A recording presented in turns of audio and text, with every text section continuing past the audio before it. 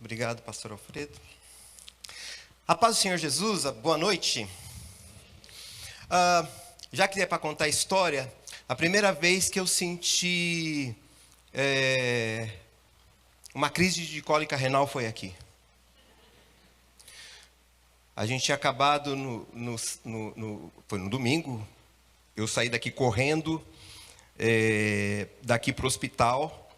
Um outro presbítero terminou o culto porque eu não tinha condições, mas eu me lembro muito bem o que causou essa cólica renal. No sábado, por culpa do presbítero Norival, nós estávamos lixando essa parte da parede. Cadê o presbítero Norival? Nunca me esquecerei do Senhor. Aquela cólica renal. Brincadeira à parte, um prazer estar com vocês, uma alegria. E eu me converti nessa igreja em 1981, novembro de 1981, num acampamento de carnaval. E então tivemos as experiências que a graça de Deus nos concedeu. E em 84, então, essa igreja foi organizada. Nasci de novo nesse lugar. Conheci a minha esposa estando nesse lugar. O primeiro fruto do meu penoso trabalho. E nossos filhos nasceram aqui nesse lugar também. Hoje, o Guilherme tem 35 anos, ou vai fazer, não fez 35 anos, o Eduardo vai fazer 34 anos. Temos 2 netas, graças a Deus. Laura, que vai completar 5 anos. A Sara, que tem 1 ano e 4 meses.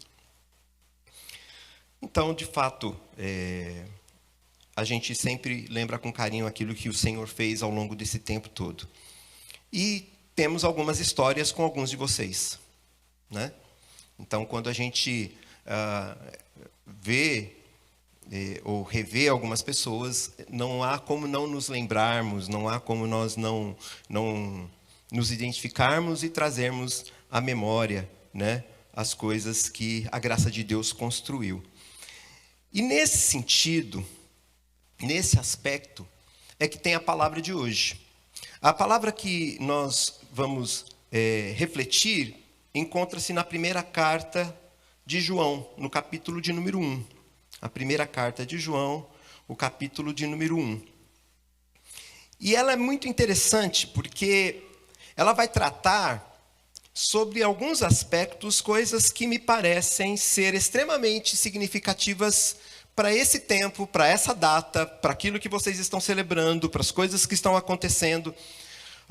Não importa se você tem muito tempo aqui ou se você tem pouco tempo aqui, o que importa é que essa palavra que João trouxe, que João escreveu para as igrejas da Ásia Menor naquela época, carta que foi escrita e lida em várias igrejas, também faz sentido ser lida e ter sido escrita para nós essa noite.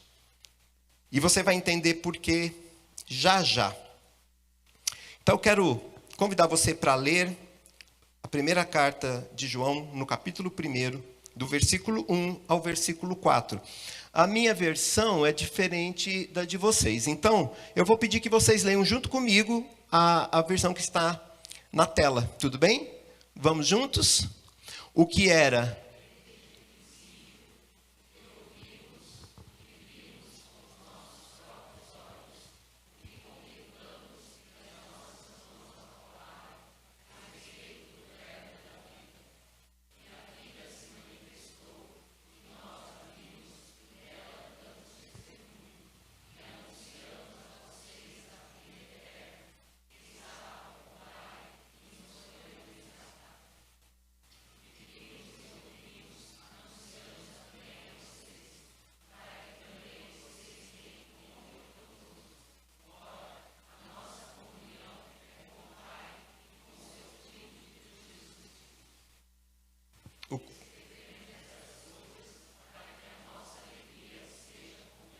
Muito bem.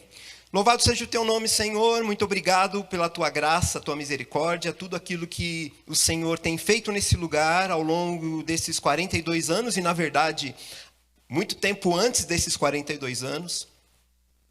E as pessoas que experimentaram, e como foi dito pelo pastor, que vivenciaram as coisas mais profundas da parte do Senhor nesse período, nesse trajeto, nessa caminhada. Obrigado, Senhor Deus, porque essa palavra, Senhor Deus, faz sentido, traz lições, nos faz refletir e pensar em coisas relacionadas com essa trajetória, com essa caminhada, com esse tempo.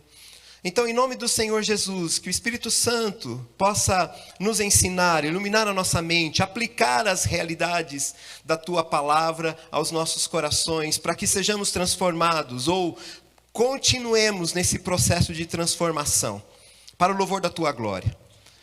Abençoa do menor ao maior, abençoa, Senhor Deus, aqueles que lideram como oficiais dessa igreja, mas também aqueles que lideram as áreas.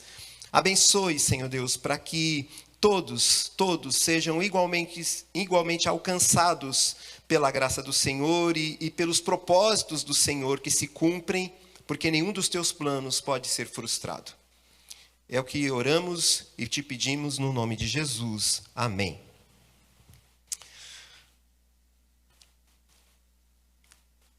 Essa carta, ela foi escrita pelo apóstolo João, e João, ele foi o último dos apóstolos. Todos já tinham morrido. A gente está falando do ano 90, aproximadamente, depois de Cristo. As igrejas que receberam, uma das igrejas que recebeu essa carta foi a igreja de Éfeso. E a igreja de Éfeso tinha entre 40 e 45 anos. Olha que interessante. Entre 40 e 45 anos, quando recebe essa carta aqui. Outras igrejas da Ásia Menor também tinham tempo semelhante, uns mais, outros menos, possivelmente, mas dentro dessa conjectura e desse tempo, dessa limitação de tempo. Como João era o último dos apóstolos, pesava sobre ele também uma responsabilidade bem grande.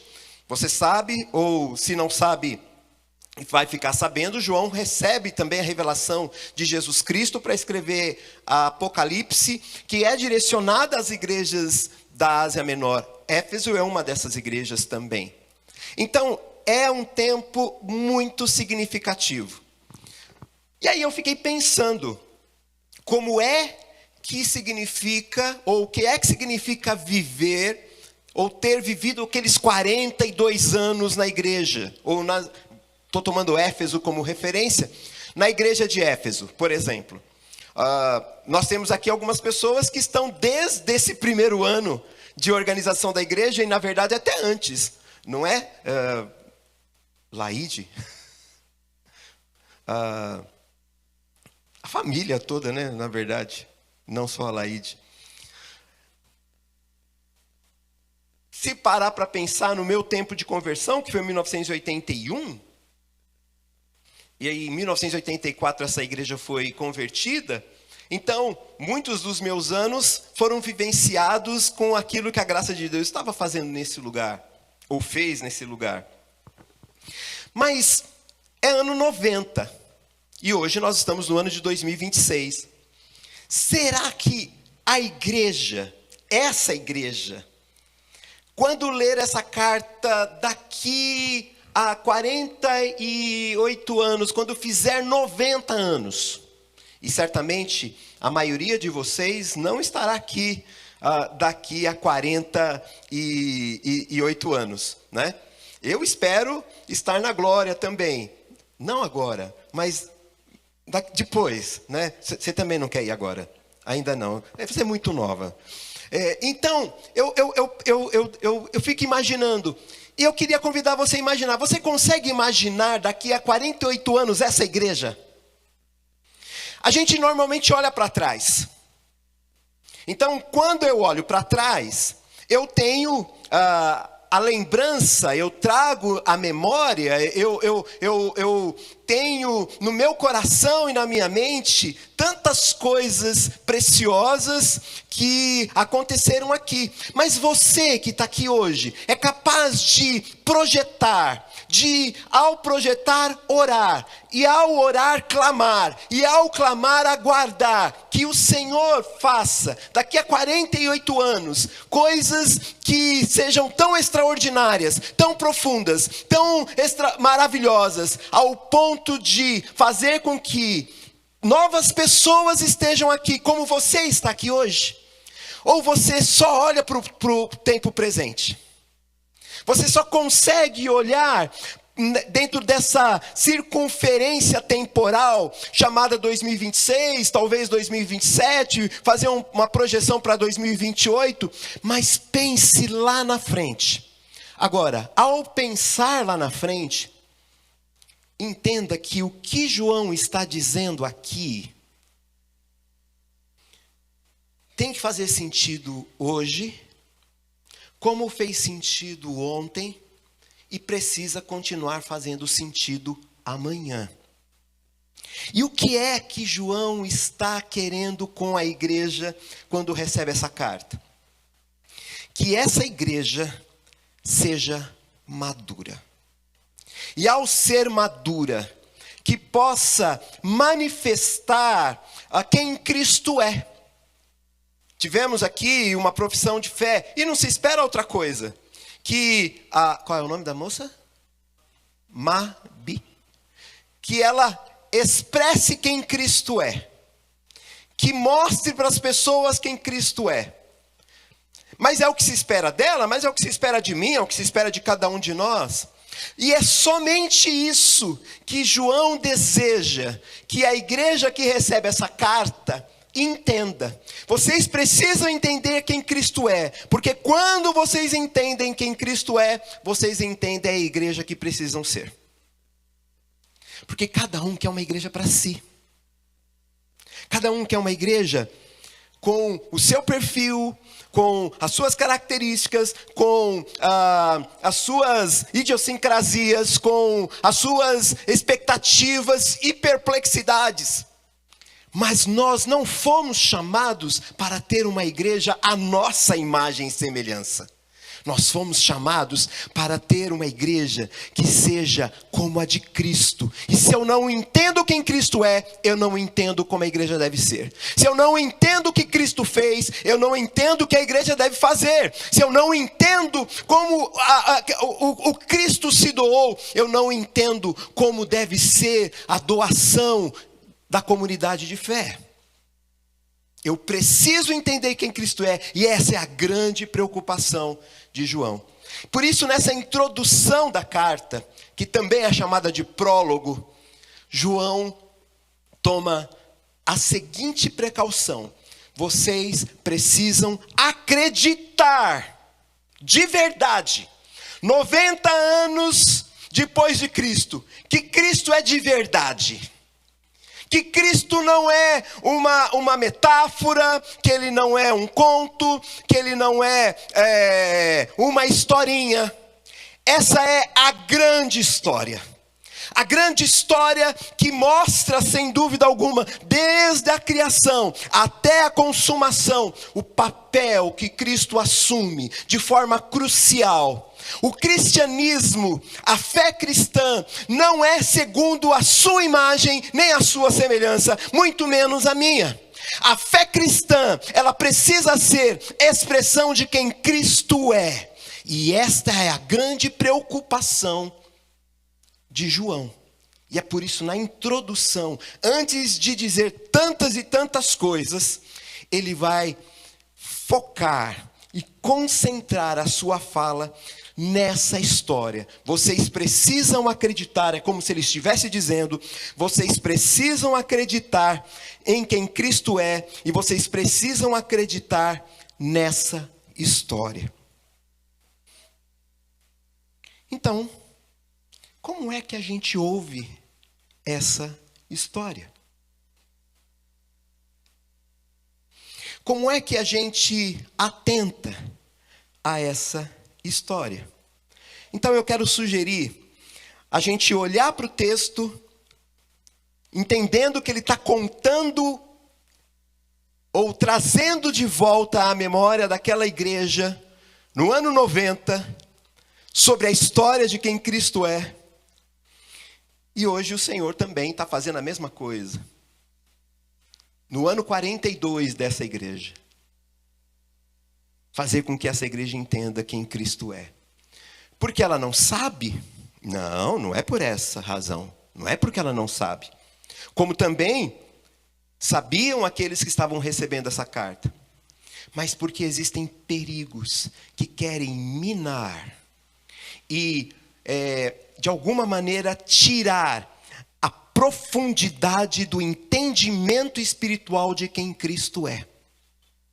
Na minha vida e na sua vida também. Porque o tempo vai passando e novos tipos de perigos vão surgindo. E às vezes a gente nem está atento a esses perigos. Quando fazemos uma profissão de fé, a gente faz as mesmas perguntas para todas as pessoas. E dentre essas perguntas, uma delas é: você acredita mesmo? Você acredita de verdade que Cristo é o seu Senhor e o seu Salvador?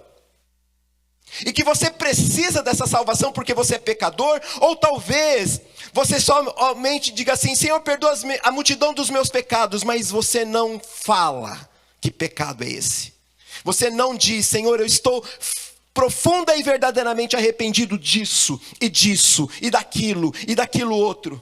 Quando o meu coração se aparta de ti, quando o meu coração se afasta da tua presença, ele dói, porque só o Senhor tem palavras de vida eterna. A tua palavra escondi. Não foi isso que vocês cantaram? Guardada no meu coração, para eu não pecar contra ti. A tua palavra escondi. Então, vamos entender essa história de 3 formas. Primeiro, ouça essa história como uma criança ouve a história. E como uma criança ouve a história? Encontramos a Cida. Cadê a Cida? Está lá. Encontramos a Cida. A Cida não fala outra coisa a não ser dos netos. E faz todo sentido. As minhas estão aqui, ó, na foto do celular. E é bem interessante, porque na medida em que a gente encontra, quando eu encontro o Marcelo e a Cláudia, eles não falam de outra coisa. Quando encontro, então é sempre assim. A Laís já está cansada de falar de neto. Eu não sei por quê. Talvez porque ela tenha quantos? Tá bom, tá vendo? Então é só para deixar inveja para nós. Ouça como uma criança. Quando eu olho para as minhas netas, eu vou contar historinha para elas, ou a Arlene vai contar historinha para elas. É um negócio muito interessante. E agora é interessante porque a Laura, ela começa a pegar os livros, ela vai completar 5 anos, e ela começa a contar as histórias também. Uma criança, quando ouve a história de um adulto, dos seus pais, dos seus avós, ela acredita piamente. Ela não vai dizer assim: é verdade isso, papai? Ah, não. E ela não vai ficar confabulando ou construindo um pensamento dizendo assim: ah, não é isso não, imagina. Estamos no ano de 2026, só acredita mesmo nisso, vovô? Não. Agora, olha como João faz essa contação de história. Versículo de número 1, ele diz assim: proclamamos a vocês aquele que existia desde o princípio, aquele que ouvimos e vimos com nossos próprios olhos, tocamos com as nossas próprias mãos, ou que as nossas mãos apalparam. Nós ouvimos, pode deixar, por favor, o versículo. Nós ouvimos, nós vimos com os nossos próprios olhos, nós contemplamos, as nossas mãos apalparam. É como a gente conta história para criança, sabe? Quando você conta a história para criança, você senta e fica do tamanho dela. Quando você conta a história para criança, você não usa palavras difíceis. Quando você conta a história para criança, você diz e você faz micagem, ou você muda a sua voz, você trata, mas você quer que ela acredite, que ela entenda aquilo que está sendo contado. Então, João deseja que os seus leitores, hoje, os seus ouvintes, ouçam sobre essa história de Jesus como crianças, acreditando de verdade, compreendendo que é verdade. Havia um problema naquela época. E qual era o grande problema? Uma corrente filosófica estava crescendo dentro da igreja, chamada gnosticismo. E essa crença filosófica dizia que Jesus não tinha vindo em carne, porque a carne é má, e se a carne é má, logo Jesus não veio em carne, ele era espírito. Então havia essa crença. Por isso que João fala assim: não, nós ouvimos, nós vimos com os nossos próprios olhos, as nossas mãos apalparam. É de verdade. É de verdade. Talvez hoje nós não tenhamos o gnosticismo como uma corrente filosófica na qual devemos tomar cuidado, mas talvez hoje, pelo contrário, não se acredite que Jesus seja Deus.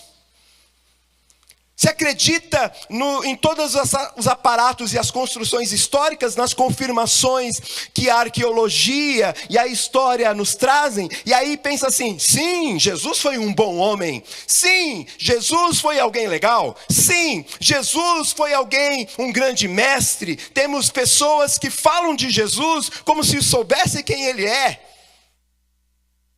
mas não sabem. Então, nós precisamos ouvir essa história como uma criança ouve essa história. Sim, é de verdade.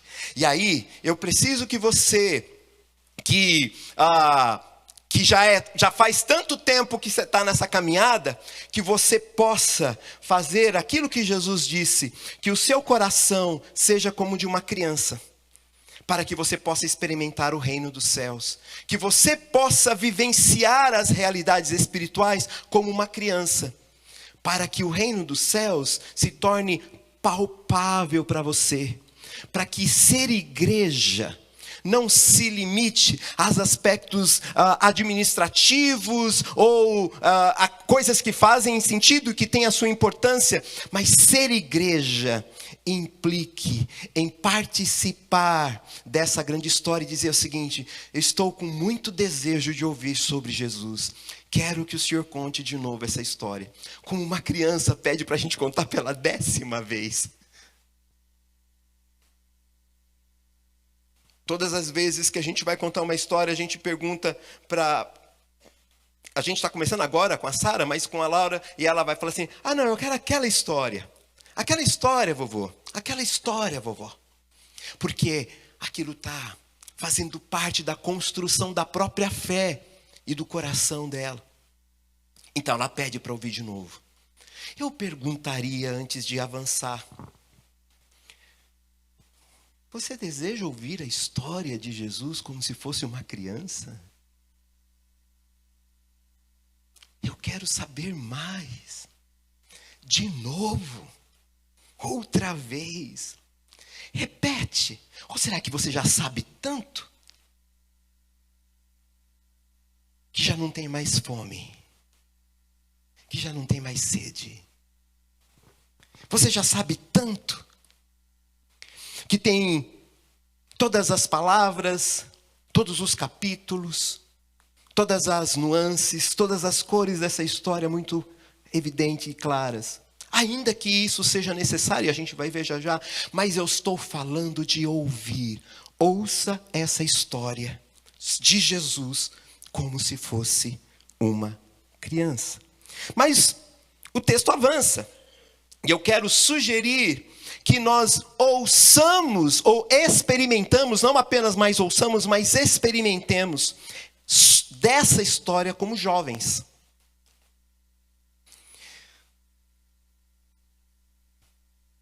Qual é a característica dos jovens de hoje? É muito interessante. Em todas as épocas, em todas as eras, em todas as gerações passadas, o jovem, e aí eu estou falando de adolescente jovem, ele tem essa expectativa de força e de experimentação. Ele não vai entender tudo sobre muitas coisas, ele não quer ser tratado como criança, não é? Eu não sou criança.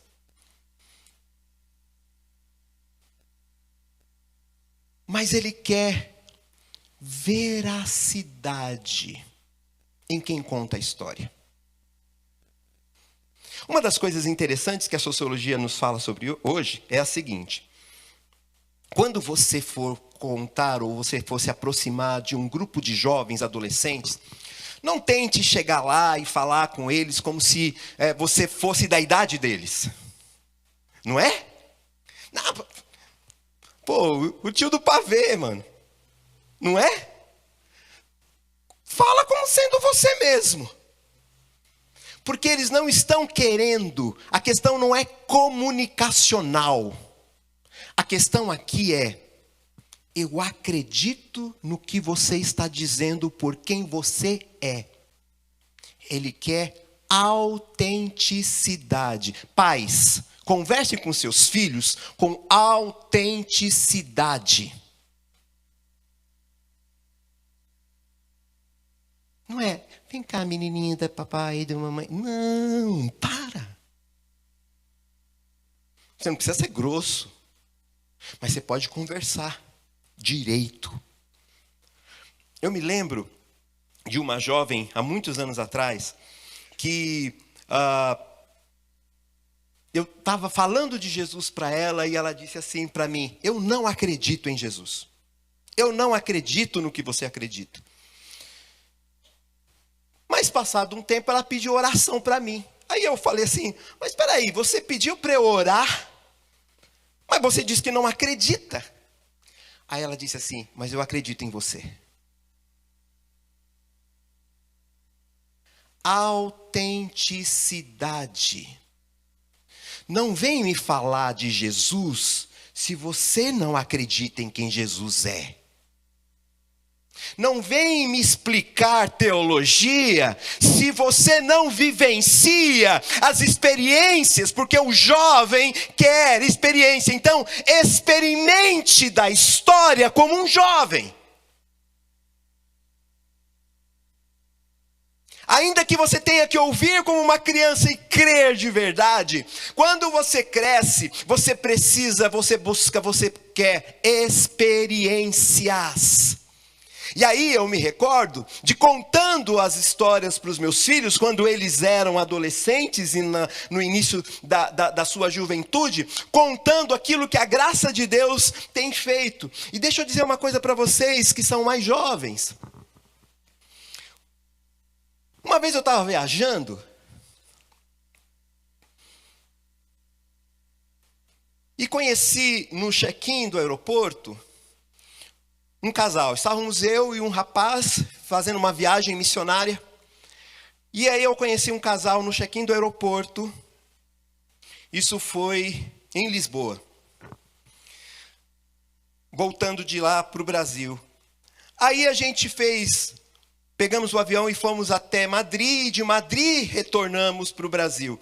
E aí esse casal que nós batemos um papo na fila do check-in em Lisboa, estava sentado na parte de trás, no banco de trás, onde eu e meu amigo estávamos sentados.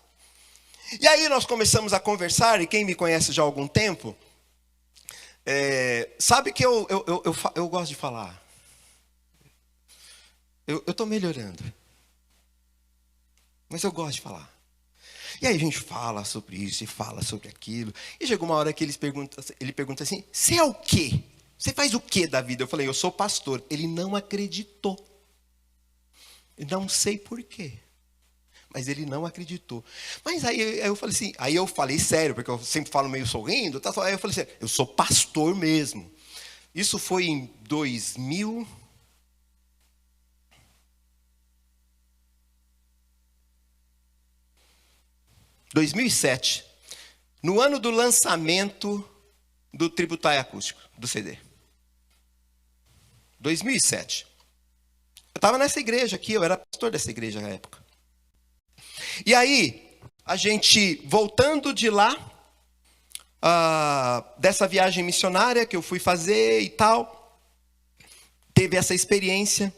E aí o rapaz disse assim, mas você é pastor mesmo? Ele falou assim, pergunta para o meu amigo que está aqui.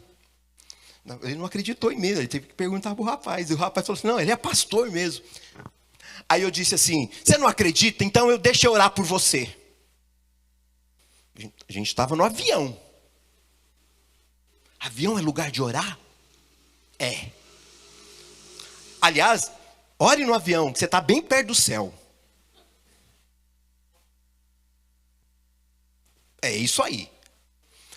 Aí eu orei por ele e falei assim, você crê que Jesus morreu por você? Aí ele disse, eu creio. Você quer perdão dos pecados? A cruz, a obra da cruz te perdoa? Eu creio. Ele entregou a vida para Jesus. Foi a oração mais perto do céu que eu já fiz na minha vida.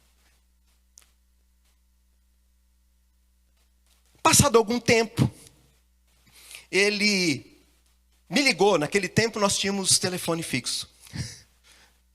Vocês sabem o que é telefone fixo? Sei lá, né? Vai que. Orelhão. Ficha. Sabe quando você fala, caiu a ficha? Por causa disso aí. Vai caindo, você vai falando, vai caindo a ficha, vai caindo a ficha. Pergunta para os seus pais, eles têm a idade para saber. Aí ele ligou lá em casa e falou assim, oi, é o Albert? Sim. Aqui é o fulano de tal, não me lembro o nome dele. Oi, fulano de tal. Eu sou o rapaz do avião. Puxa, que legal que você está me ligando uns 3 meses depois. Eu estou te ligando para dizer que eu estou firme, viu? Eu estou firme.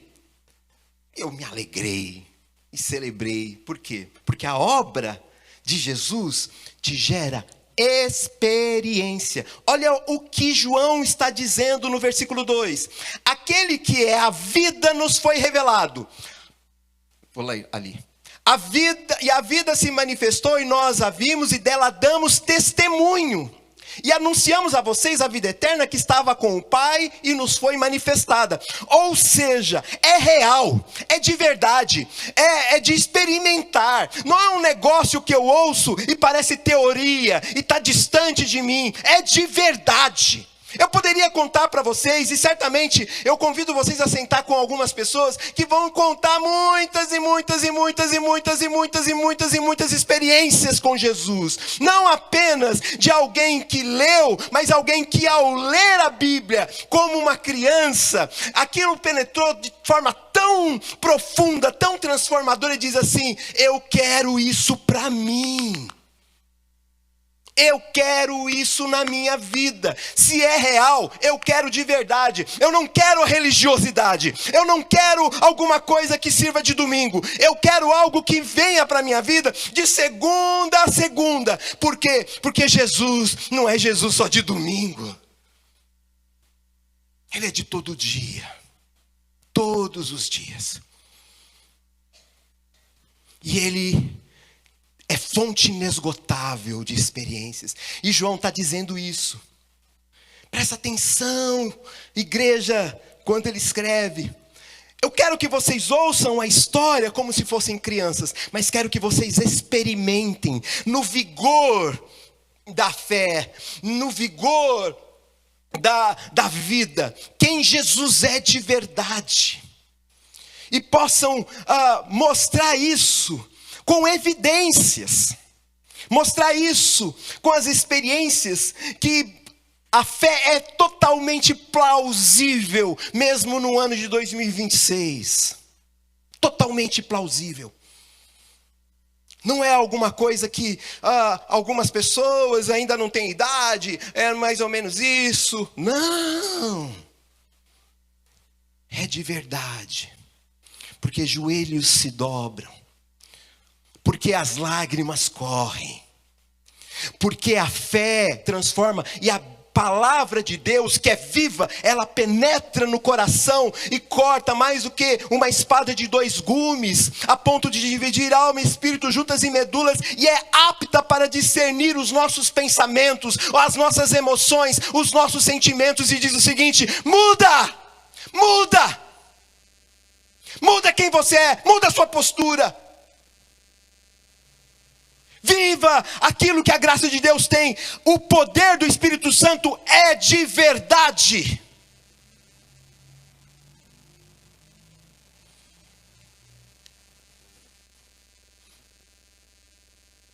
Ouça como uma criança. Experimente como um jovem. Mas, além disso, explique a história como um adulto. Olha o que ele diz no versículo de número 3. Anunciamo-lhes aquilo que nós mesmos vimos e ouvimos, para que tenham comunhão conosco, e a nossa comunhão é com o Pai e com o seu Filho, que é Jesus. Comece a explicar e mostrar como que a maturidade da fé acontece. E acontece em comunhão. É interessante isso. Porque quando a gente é criança, a gente não liga para algumas coisas. Na medida que a gente vai crescendo, nos tornamos jovens, adolescentes, jovens, a gente começa a ver, ter implicância e gerar implicância.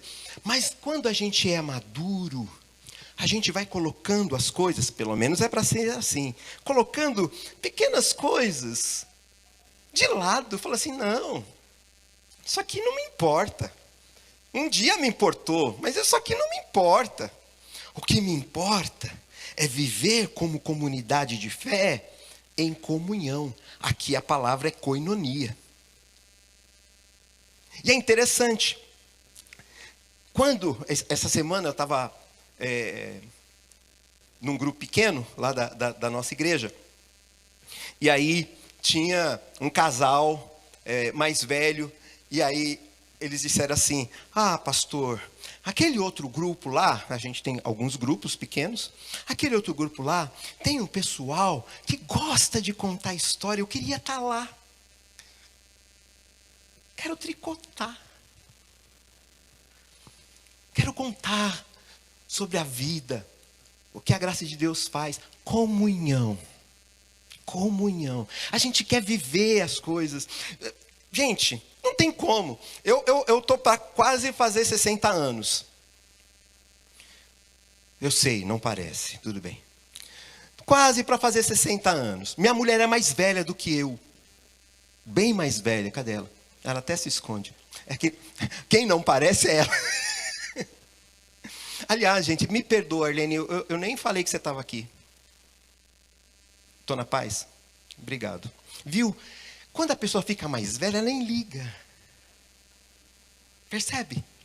Não, tranquilo. Por que eu vou ficar brigando por causa disso? Por que eu vou ficar brigando por causa daquilo? Por que eu vou fazer picuinha por causa daquilo? Não, a gente quer viver a fé. É isso que João está dizendo. Quando você contar a história, conta com maturidade. Agora presta atenção numa coisa. Envelhecer é irreversível. Amadurecer é opcional. E tem gente que não quer amadurecer na fé. Eu estou na igreja há 30 anos. Não parece.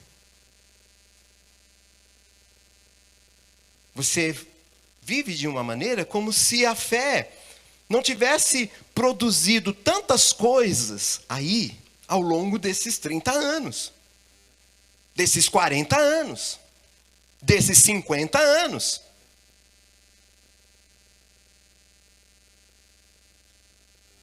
E se tem algo que a fé madura produz, é o que João está dizendo, ela produz comunhão. A gente anunciou para vocês, a gente contou essa história para vocês, versículo 3, relendo aqui novamente, e o que a gente deseja é que vocês tenham comunhão com a gente. Sabe por quê? Porque nós temos comunhão com o Pai e com o Filho. Então, se você também tem comunhão com o Pai e com o Filho, então nós vamos ter comunhão. Ah, mas nós somos diferentes. A ideia não é que seja tudo igual. É heterogêneo mesmo. A ideia é que a gente se complete. É que aquilo que eu não dou conta, o outro dá conta.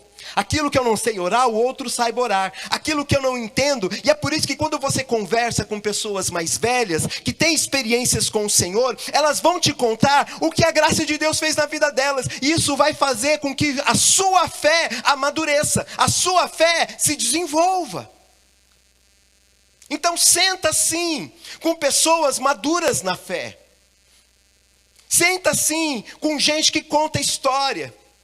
Porque se tem uma das coisas belas que a própria Bíblia nos revela e nos mostra, é a oralidade. O que vimos e aprendemos, o que nos contaram nossos pais, não encobriremos aos nossos filhos, contaremos às vindouras gerações os louvores do Senhor, o seu poder e as maravilhas que fez. Salmo 74.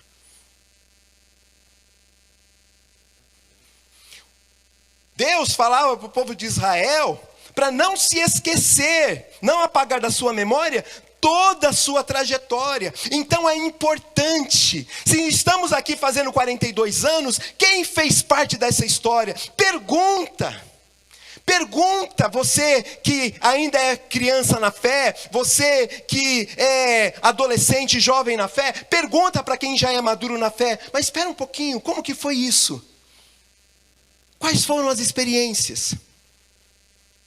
Quais foram as coisas que a graça de Deus transformou? Quais pecados o Senhor perdoou? Como foi a conversão? Como foi a libertação? Como foi a restauração? Como foi que Deus tratou isso aqui, aquilo ali? Hoje eu não sei lidar direito, mas lá no passado, como a graça de Deus trabalhou na vida de vocês?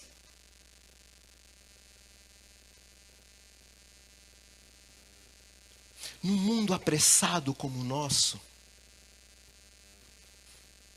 e que se requer sempre que alguém diga, faça algo, correndo, a gente precisa sentar e contar a história como um adulto e dizer, foi assim que Jesus fez, foi dessa maneira que o Senhor me libertou, foi assim que o Senhor mudou e me libertou do meu vício, e curou minha enfermidade, e tratou e continua tratando com as minhas inclinações, com as minhas tendências.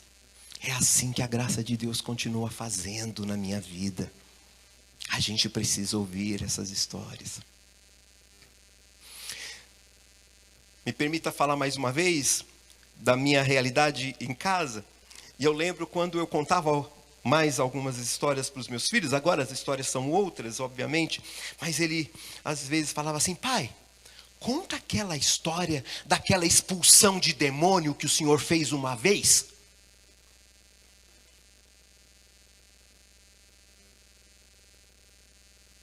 Porque jovem gosta de terror, né? Sei lá. Não é coisa boa. Mas tem gente que nem acredita nisso. Mas vai conversar com gente mais velha para ver. Eles têm coisa para contar para vocês. Ah, eles têm.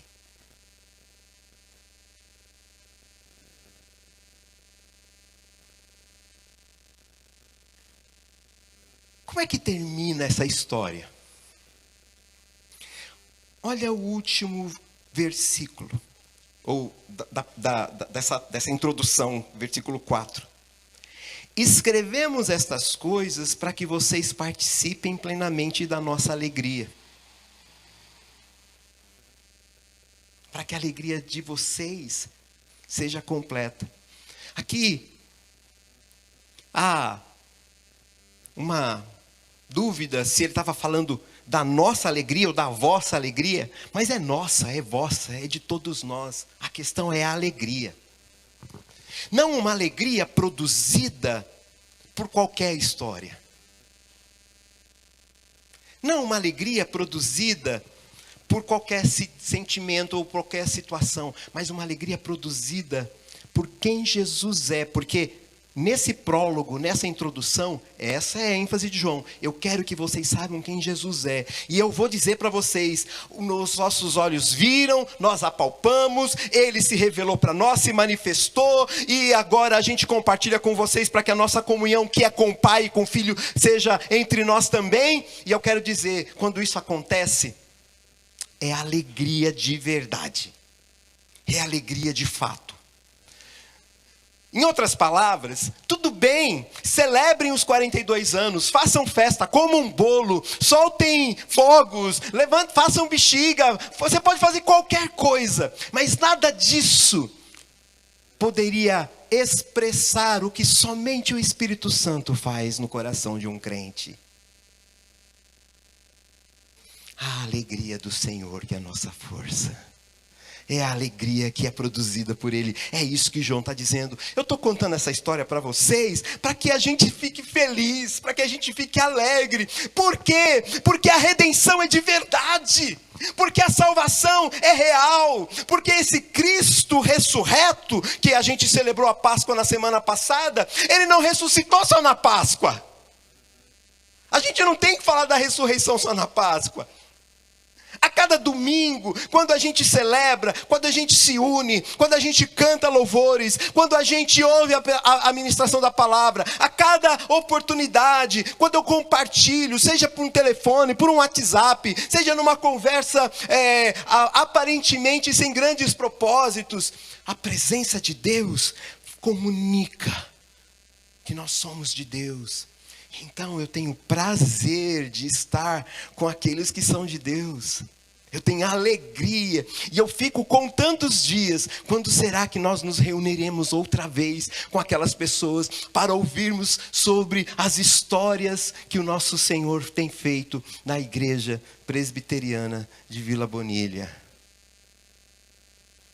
Você acha que quando alguém como eu, que Deus levou para outros caminhos e tem feito outras coisas, você acha que a gente não fica lembrando o que Deus fez no tempo que a gente estava aqui? É claro que a gente lembra. Ou quando a gente entra nesse lugar, a primeira coisa que vem são memórias. Uau! Pedra no rim.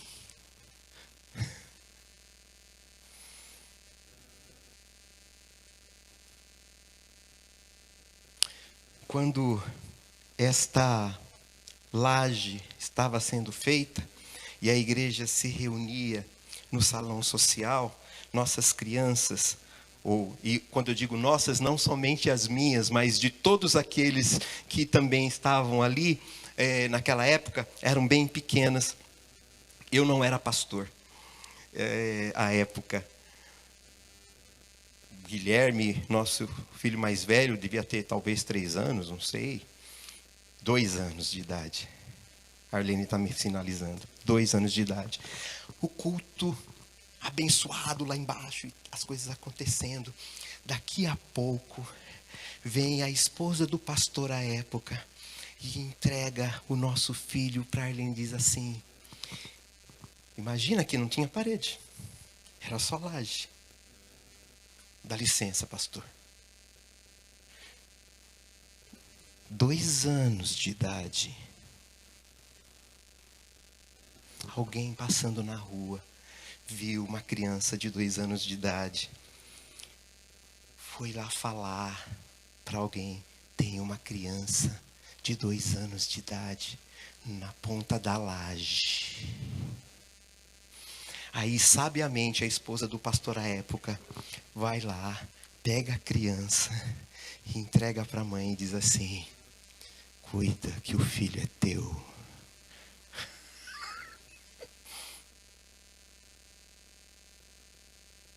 A gente sempre se lembra de que Deus mandou um anjo. De que Deus cuidou. a gente sempre se lembra do que a graça de Deus fez. Senta para conversar com as pessoas, para elas contarem o que a graça de Deus fez. Me lembro como se fosse hoje. Exatamente nesse lugar, no encontro, não sei se acontece às segundas-feiras do Tributai ainda, não sei. No encontro de Tributai, aquela mulher ali, chamada Laide. Era um final de semana que a família estava passando no litoral. Um acidente gravíssimo. O carro que eles estavam caiu numa ribanceira. Ela foi levada às pressas antes do carro cair, porque ela tinha se queimado com óleo. Então ela tinha o corpo queimado com óleo. E tinha, naquela pressa dos filhos tentando levá-la para um hospital, o carro cai numa ribanceira. E aí a gente ouve e recebe a notícia aqui, num culto onde as pessoas estavam cantando, celebrando, louvando. E aí fala assim, oremos. E aí a gente viu a igreja dobrar os seus joelhos. Assim como eu me lembro, muito claramente, quando aquela outra mulher ali,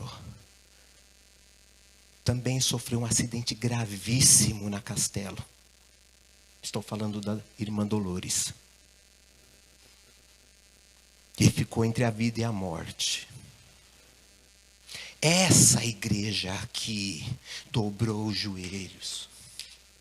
Não há histórias sem marcas. E a maior de todas as histórias tem marcas.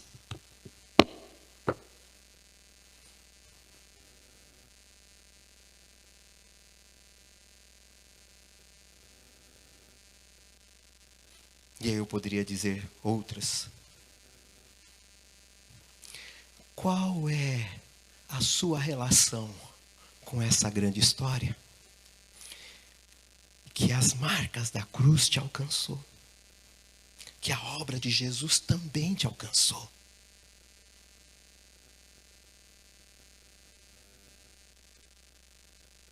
Pergunta para o pai daquele ali, como foi que ele se converteu? Pai do presbítero Leandro. Acertei? Porque na minha idade a gente esquece nomes. Foi no seu casamento. Uma pregação do casamento. E aquele homem entrega a sua vida para Jesus. Quantos anos a sua mãe estava orando por ele?